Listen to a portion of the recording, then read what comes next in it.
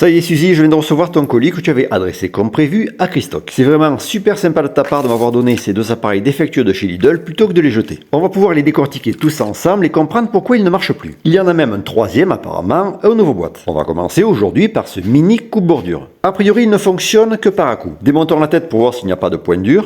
Ok, ça ne tourne pas vraiment librement, il se pourrait que ce soit ça la cause de notre problème. C'est facile à démonter, seulement quelques vis à extraire, un circlips et une sorte de goupille. Les deux lames en mouvement opèrent en cisaillement, il faut que la surface de contact soit parfaite. Et là, c'est pas le cas, ça gratte un peu, on va y remédier avec un peu de papier vert. On peut aussi avoir à faire ça sur les lames de taille classiques. On remet un peu de graisse, on remonte, on va pouvoir essayer. Puisque, cette fois-ci, ça tourne bien. Ok, même symptôme, on continue. On va devoir démonter entièrement en commençant par la partie haute puisque une des vis de la partie basse s'y trouve. Et attention de bien repérer où passent les fils, il n'y a pas beaucoup de place à l'intérieur et c'est peu de le dire. Le premier mécanisme de sécurité réside dans l'obligation d'appuyer sur deux poussoirs pour que ça coupe.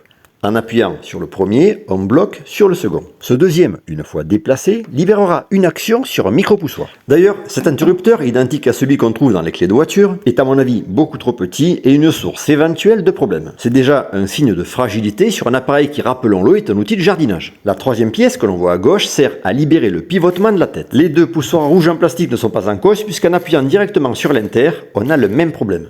On a juste une impulsion en borne du moteur au lieu d'une alimentation continue. On a tout de même mis en charge pendant 2-3 heures par la prise USB-C et un chargeur de téléphone, mais le problème était le même. Le boîtier noir comprend une batterie lithium 18650, 3,6 volts, 2000 mAh.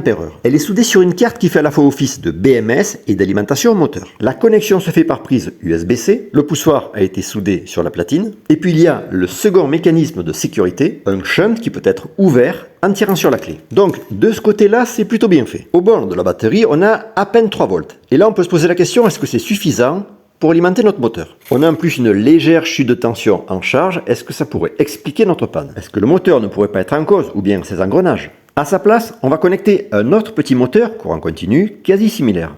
Et là, a priori, il tourne bien. Mais en réalité, ce test ne nous avance pas beaucoup. On peut toujours refaire un test avec celui d'origine, mais sans son réducteur. On a ici aussi des circlips à enlever. On va se connecter avec des pinces croco directement sur l'accumulateur. Ok.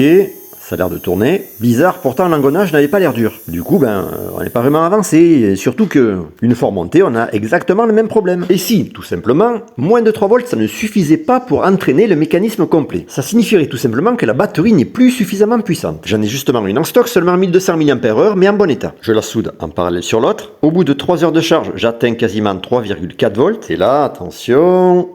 C'est super, ça marche, je vais donc tenter de commander une batterie similaire à celle d'origine que je ressouderai sur la carte.